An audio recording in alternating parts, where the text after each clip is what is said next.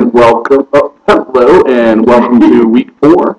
And once again, it's me. I'm Tom Hayden, Christy York, Amanda Thomas.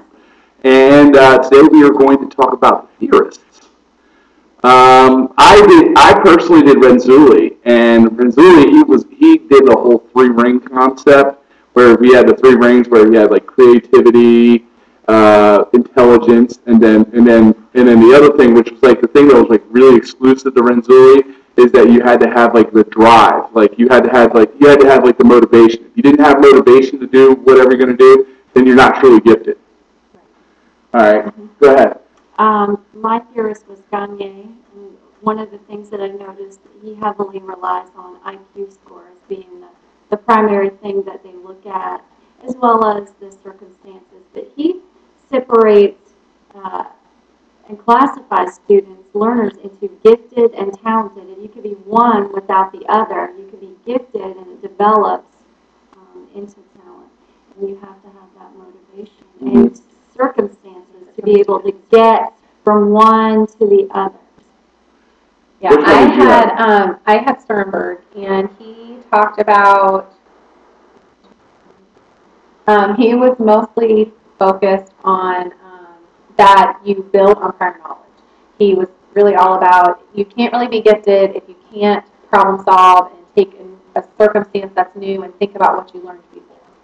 So he was really into that. He kind of separated himself, but you know, as a theory, I don't feel like his theory was as strong as some of the other ones with all their like diagrams. Yeah. He didn't have like his little pictures.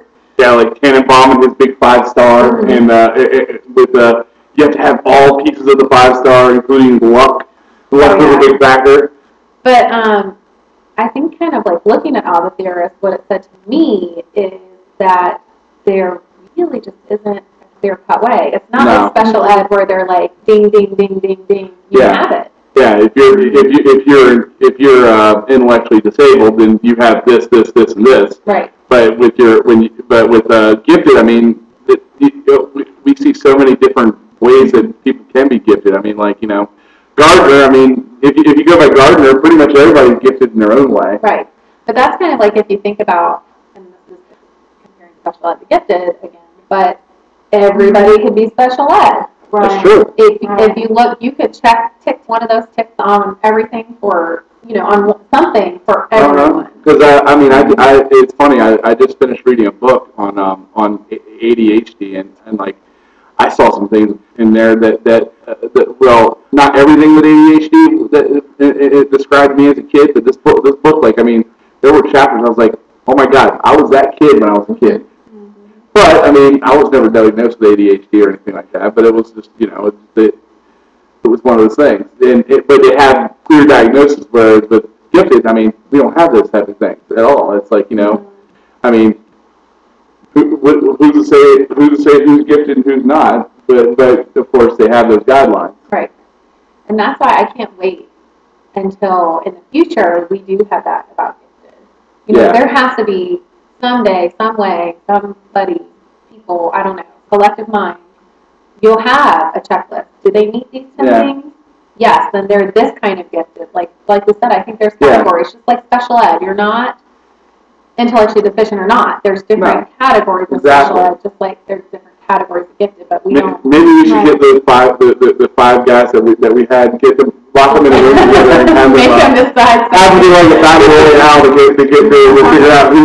figure out what the definition of gifted is. All right. One thing I noticed about the theorists is that they all have the commonality of circumstance / luck as being one of those really important things. Yeah. Whereas special ed, there is that circumstance, but a lot of it is just physical. Right. Problem. Yeah, it's There's some sort of genetics. connection that's not being made. Whereas it seems, and I think that's true in the gifted thing also. There are connections being made that perhaps aren't made otherwise due to genetics, but that one component that just kind of you saw in every theorist, they all kind of have that, and they might call it something slightly different, but they all have that luck / circumstance and attitude, Yeah. motivation, all of that thing. But you can pick parts of each of those theorists and go, wow, that if you put that all together, that sounds really good. But there's nobody really agreeing on all of those things and how we identify.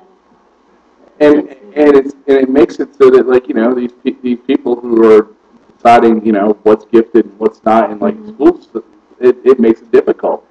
It is, because one, as we learned about in class, one school district may identify a child as being gifted. They move to another school district, and the second one says, no, we don't think so. Based on what theorists they are using to formulate. If they're using a theorist at all. Right, if they're using. But you figure a lot of those people that evaluate students for giftedness programs versus not being in a gifted program, they do base their identification process on one theory or another. And since the theories are sometimes so different, there's no consistency. I think like that's the one thing that I had the hardest with was the luck or the chance, because I feel like special ed, you're special ed. Gifted, you're gifted or not. And yes, I understand that circumstance that shines through or not. Just like we talk about our special ed kids and we say, well, they were inclusion last year. Yes, they didn't have an IEP, but this year they're in regular ed and you can see it. It's more of a difference. And I guess that's what we should be saying about our gifted learner. It's not luck if you're gifted or it's not luck that makes you gifted or not. I don't know really how to say that, but it's not circumstance that makes you gifted or not.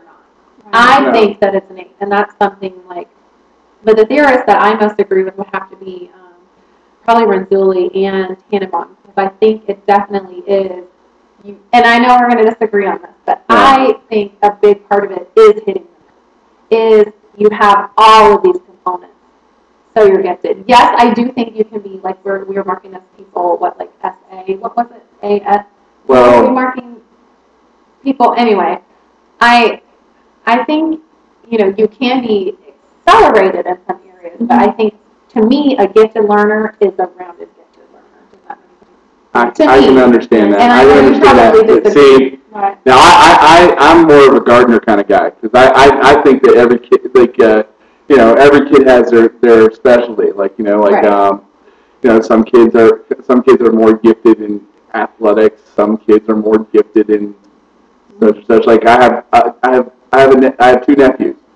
My one nephew, totally athletically gifted. I mean, the kid actually finished first last year in the second grade run here. My other nephew, couldn't even, barely can run the little fun runs that they have here. See, but he's also with that. I think you have to be very careful in labeling children to begin with, and I think you run a very high risk when you start saying that, well, every child is gifted. Okay, hold on. I didn't say every child is gifted. Right, every child can be gifted. That they may have certain capabilities, but just being good at something, are they really good? Are they significantly better than other people? Now, winning a race in one contained area doesn't mean that you're going to win against everyone. That means you did well in the situation that you were in, but that may not translate, and that's part of the problem with the identifying children from place and taking them to a different place. Where in one, maybe they look gifted, put against another group of gifted children, they may not look so gifted. So I think we run the risk of having these labels on the children that really shouldn't be there. And every child can learn. Every child can make progress. But every child is not going to have the same ability to do neurosurgery, astrophysics, or anything like that. So we have to be careful in saying, oh, like Gardner thinks everyone's gifted. I disagree. I don't think everyone's gifted. Right. And I think part of the problem, too, is that we don't have a definition of giftedness. Is giftedness only intellectually doing well, or is giftedness you know, can it go to other areas? Can Yeah. it be athletic? Can it be this or this? And that's why we always talk about in our Yeah. class that we don't like that word because it doesn't really have a meaning. What does that mean? Yeah. What, exactly. What does that mean? And special ed definitely has a meaning, but gifted does not. It does. So that's, I think, where people divide on theories because what do you think is gifted or talented is different. But anyway. All right. Well, we're going to go ahead and stop right here, and we will come back for our next time.